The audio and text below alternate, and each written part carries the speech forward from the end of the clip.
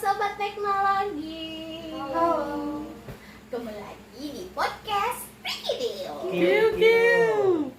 Oke, kembali lagi dengan saya Maya Sari Dian Stefani. Kali ini kita kedatangan dua mahasiswi yang berasal dari STD PPKIA Tarakanita Rahmawati yang cantik-cantik, imut-imut, dan elegan sekali. Boleh perkenalan diri dulu nggak sih? Namanya siapa, dari mana, dan jurusan apa? Dari saya dulu deh. Kalau perkenalkan, nama saya Josie Beth Friendly. Saya biasa dipanggil Josie atau Ibet.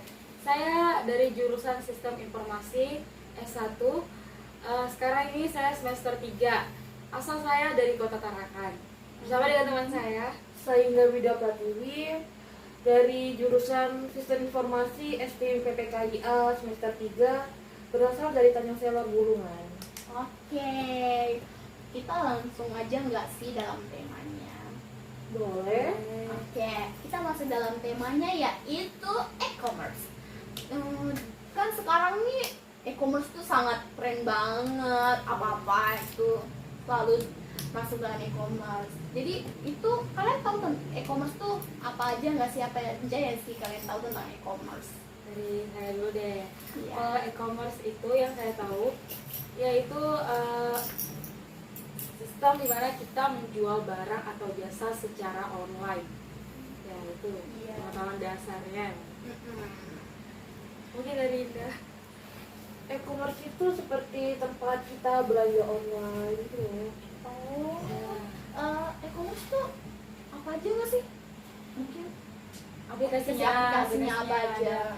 Kalau Mbak tahu, kalau kakak ya tahu, yang kita kenal itu sebagai toko oren. Oh iya, saya juga tahu sering. Namanya itu Shopee, ya, Iya. Tokopedia, Lazada, TikTok Shop sekarang tuh ada. Shop, Iya. TikTok Shop yang sekarang bekerja sama dengan Tokopedia ya, Iya. seperti itu. Oh. Itulah salah satu bentuk e-commerce.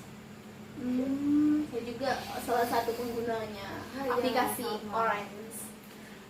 Jadi dampak positif dan negatif e-commerce itu apa aja nggak sih? Soalnya saya kemarin dengar-dengar atau saya lihat langsung sih beritanya, itu ada salah satu pengguna anak-anak yang memesan barang yang harganya tuh jutaan dengan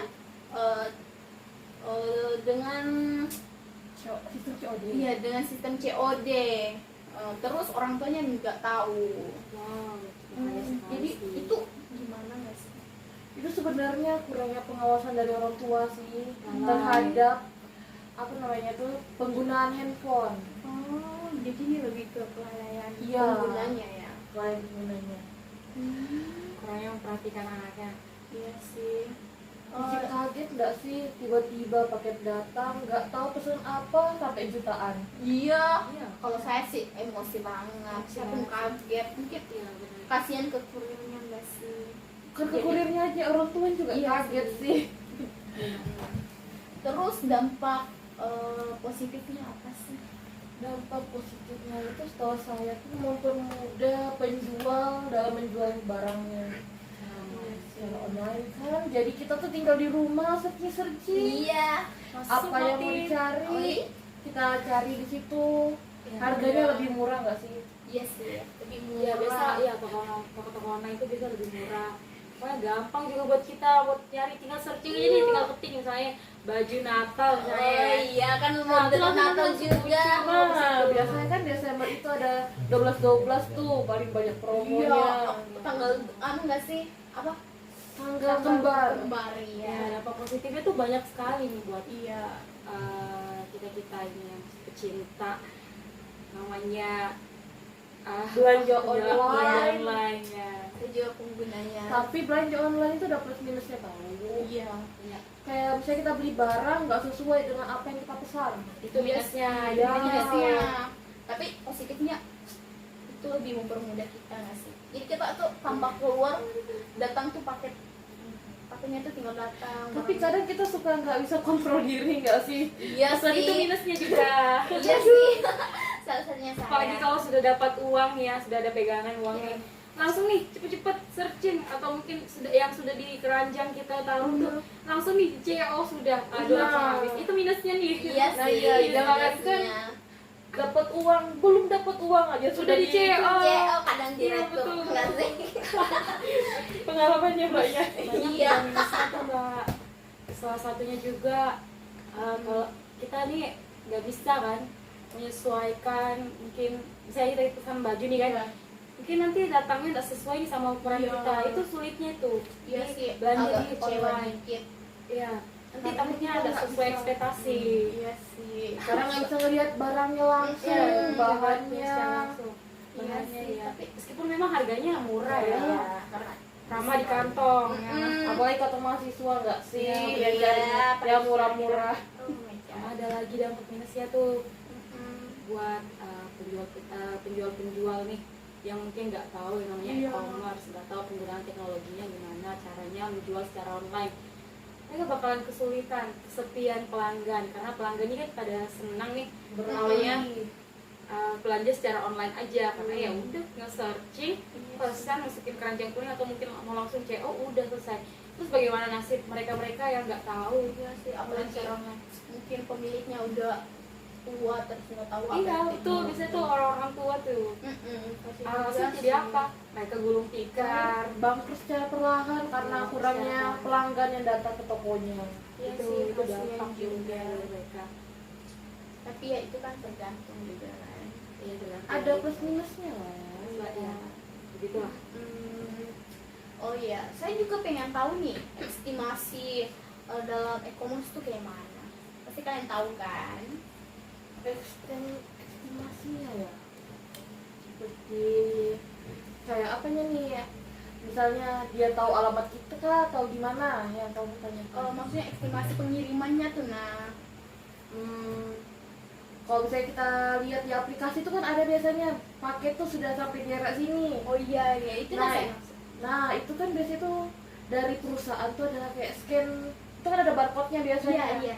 Nah itu biasanya diisi oleh perusahaan, petugasnya. Oh di satu-satu. Ya itu di scan. Jadi ini disortir ke daerah ini sesuai alamat yang kita masukkan. Jadi tinggal cari aja, kita cari tahu informasinya dari yang situ. Kan itu sudah ada tuh. Misalnya alamatnya barangnya lagi stay di mana, di Balikpapan, Oh iya. di Tangerang, lagi disortir, berarti kan dia berarti lagi dipilih-pilih lah barangnya mau dikirim kemana. Oh iya sih. Kan kita bisa mantau itu kan dari aplikasinya. Oh jadi gitu ya.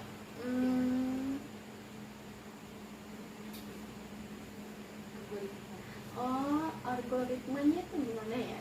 Kalau kamu lihat tuh misalnya kalau di beranda aplikasinya tuh kan ada tuh misalnya kamu sebulan lalu nyari baju Natal, sepatu, iya. pasti dia bakal muncul kayak di awal bulan. Iya. Itu pasti sering lewat tuh terus itu terus yang lewat. Iya sih. Kadang bikin hati, aduh, dari awalnya nggak mau beli jadi ingin beli. Karena sistemnya berdasarkan apa yang kita cari Iya. atau yang kita sukai gitu ya. yang akan Lewat kita terus searching ya. gitu lah. Ya. Ya kayak memancing pelanggan juga sih. Iya, Biar apalagi kalau misalnya kamu suka nyari baju, terus suka nyari sepatu, terus suka nyari make up gitu kan. Iya. Nanti bakalan beranda kamu bakalan merekomendasikan berdasarkan Barang apa yang yang kamu suka kamu cari. cari. Ya. Iya, saya juga Yang sering kamu begitu like. sih. Atau yang sempat kamu masukin ke keranjang kuning gitu. Iya sih, saya juga begitu sih. Masukkan ke keranjang kuning biasanya tuh sampai numpuk gitu kadang Iya, kalau masuk bener. keranjang kuning itu sudah Sampai numpuk. awalnya dicari di akhir bulan Senang aja ya kasih ujung-ujungnya masuk ya. nggak ada kemajuan sih, kadang jarang kebeli malah jadi numpuk kayak di keranjang kuning. Senang aja ya kasih masuknya. Tapi keunggulannya nih lebih ke positif enggak sih ketimbang negatifnya? Ya, Ya, lebih lebih banyak mempermudah positifnya. kita lah. Iya sih. Bener. Positifnya Tapi ya, banyak. Lama di Walaupun kantor. plus minusnya tuh ya, tapi lebih banyak ke plusnya nggak sih, minusnya cuma dikit. banyak. Jadi pembahasan kita nih cukup aja nggak sih, sampai sini aja kan kita sudah lumayan tahu gitu kan Ya, e-commerce. e-commerce itu apa aja. Jadi kita akan tutup podcast kali ini. Terima kasih kepada Mbak Josi dan Mbak Widya. Terima kasih telah memberitahu informasi-informasi yang mereka tahu kepada kita. Baik, terima kasih Kak Maya. Terima kasih Kak Maya. Sudah undang Undang kami kami. ke podcast ini. Iya, sama-sama. Senang berbagi ilmu. Ya, terima kasih banget. Yaudah, bye-bye sobat teknologi. Bye bye. Oke.